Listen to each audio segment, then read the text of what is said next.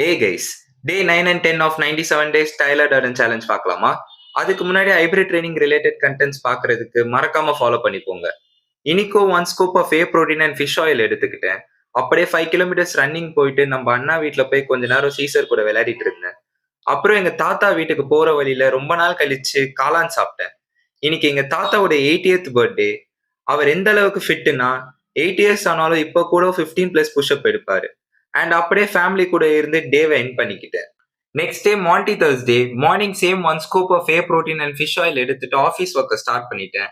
Afternoon meal ப்ரிப்பரேஷன்லாம் பண்ணிட்டு evening பார்க்ல 30 pull ups, 60 leg raises, 45 dips, 75 pushup and ஆஷ் ஒர்க் அவுட்டோட ரீல் பார்த்துட்டு ஒரு ஒர்க் அவுட் ஆட் பண்ணியிருந்தேன். ரியல் டெத்ல செம்ம ஃபீலா இருந்துச்சு. கிளிப்ஸ் தான் சரியா எடுக்க முடியல. லாஸ்டா 5 கிலோமீட்டர் ரன்னிங் பண்ணி ஒர்க் அவுட் கம்ப்ளீட் பண்ணிட்டேன். அப்படியே சர்ச் போயிட்டு ஃப்ரெண்ட்ஸோட வெளியே டைம் ஸ்பெண்ட் பண்ணிட்டு டேவை எண்ட் பண்ணிக்கிட்டேன்.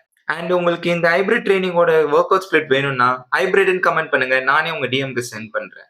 ப்ராசஸ் முக்கியம் குமார், ரிசல்ட்ஸ் லேட்டர்.